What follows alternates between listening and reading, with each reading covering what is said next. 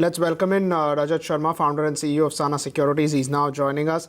Rajat, are markets completely surprised by the rally that has been seen in this week, especially after last Saturday?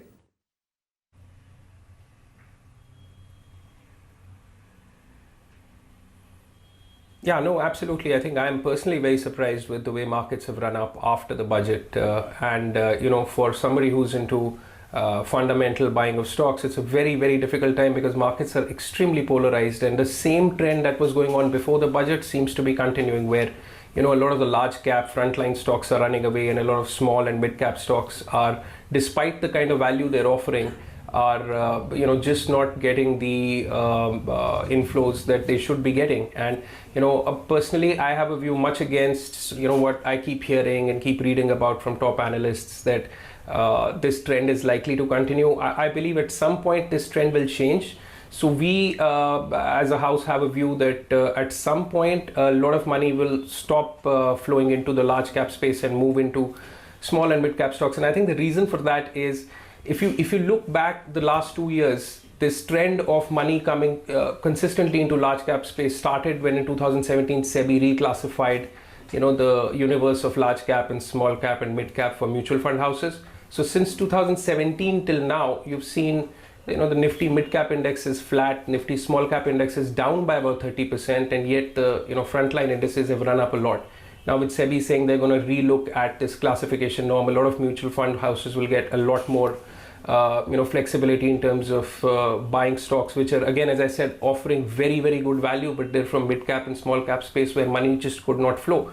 Along with that, a lot of new scheme offerings are coming out in the small cap space. So whenever that trigger happens, I think a lot of value will be found in small and mid cap stocks. So personally, I believe that if you had to have that incremental capital getting invested and you had a fundamental view for the next 2-3 years, it's small and mid cap space which will make a comeback. And within that, pharma and IT and even real estate as a sector, because after what RBI did recently, where they've given a lot of relief to the real estate sector, that's again a sector, especially in affordable housing, where a lot more money can come in. So if you can find stocks in this space, we've added a few stocks. If you can find stocks in this space, personally, I believe in 2 to 3 years, those are the stocks which will give phenomenal returns. Okay, that's the view coming in. Kunal, let's get in a take on some of these result buzzers on the charts. How are you looking at Aurobindo, Trent, as well as Voltas? I think Aurobindo is a very interesting chart because I think it's come out of a big correction. I remember that the stock had started to show signs of promise. I think a year back, when it was at 800, 850 levels, there was a strong impending breakout, which probably the stock was on the verge of. But then it failed, and then the stock crashed and corrected to those sub 400ish kind of levels. And from there on, I think the last few months, we've seen a very steady recovery now coming back for Aurobindo Pharma. So it's taking out one resistance, at every level of price upward, and I believe that's a very important sign which you need for a stock which is coming out of a big correction of almost 50%. So I believe that Aurobindo Pharma, not just from a short-term view, but more from a positional view, I think should continue to move up higher. The stock has already climbed up, I think, 150 rupees from its, I think, a 6-month low. But I believe that over the next few months as well, the stock could gradually move up higher and come back to at least the 600-ish kind of levels. Trent, on the other hand, I think has been one of the stock which has been a clear outperformer. I think you look at the charts overall as well, hardly any major periods of correction. I think the best the stock has gone through is more of a time correction. And those time corrections are more an opportunity where the stock comes back to some sort of a mean reversion. So I think Trent as well, I think has been one of the strong stocks. So rather than buying these stocks on momentum, wait for a period of pause or time corrections where these stocks come back to some sort of a mean retracement. I think that could be a good level of opportunity to buy such stocks. Okay, that's a view coming in on some of those buzzers in today's trading session. Meantime, Rajat, what have you made of the kind of commentary as well as numbers that we've seen within the auto space? And, some of the two-wheelers are going to continue to struggle. We're looking at the four-wheelers seeing just single-digit growth as well. Is it concerning according to you, or are we going to see an improvement?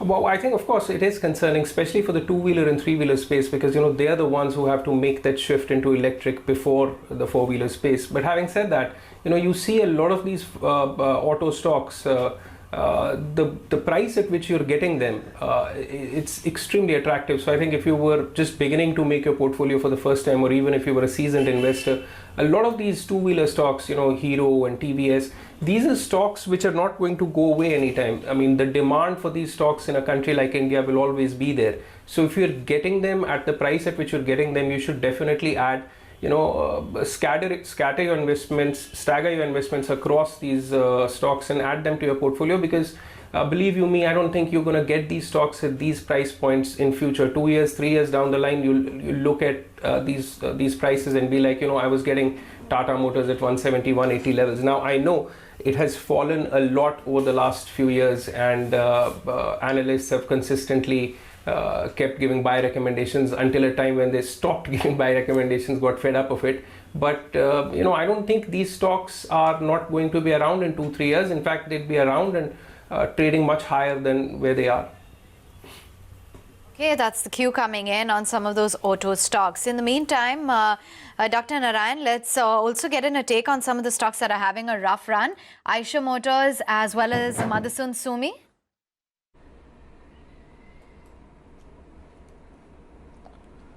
Well, Eicher Motor flared up yesterday after the result, and it seemed that the market was taking a different reckoning after the sustained run. But overnight it seems to have cooled down quite a bit, and I think has almost given away almost completely whatever it gained post results. So that would be definitely disappointing for those who are quite bullish on this name and were looking for redemption from or some sort of relief from the sustained decline.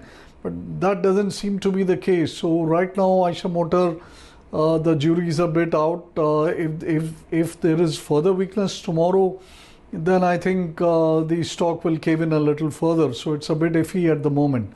The other one, Motherson Sumi, I think had a spirited rally from 100 to 150, and people were more than satisfied with that huge 40-50% kind of return that they got even when the markets were not so good. But after that, I think the stock has been under pressure and has now dipped down to about 125, 130, losing in the process almost half of what it had put on.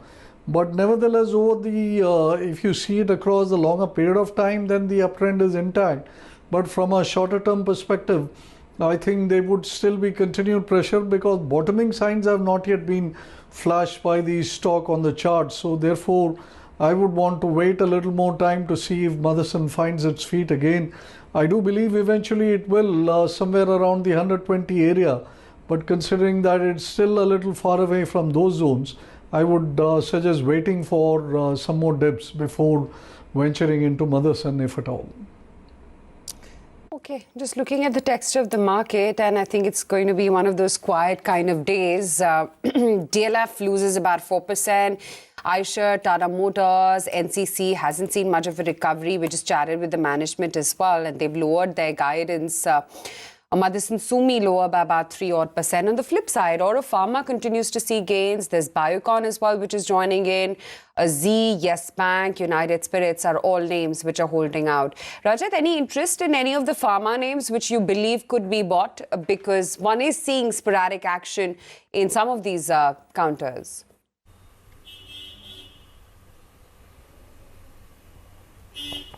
So Aisha, personally, I believe if you had to take a bet on pharma stocks, just buy the top 5 large cap pharma stocks. Lupin again remains my favorite because absolutely no positive news has come into that stock at 700 rupees. It's trading at 1/3 at the price at which you were getting it about 4 years back.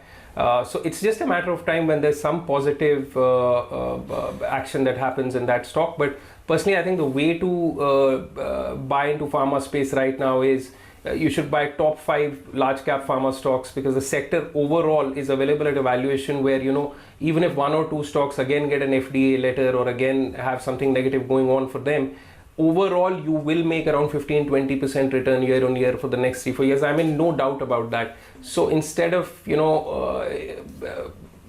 sort of putting all your money into 1 or 2 pharma stocks, just buy across the board. The whole sector is available so cheap for you right now. come next week as well is going to be busy on the earnings calendar. Tomorrow there's M&M, and then next week BPCL, Nestle, Hindalco, Coal India, as well as Grasim Industries will be delivering their quarterly performance. Rajat, what is it that you're penciling in when it comes to BPCL? What is it that you would look forward to? How have you read into, the kind of developments that we've seen on the divestment front? Any call on OMCs?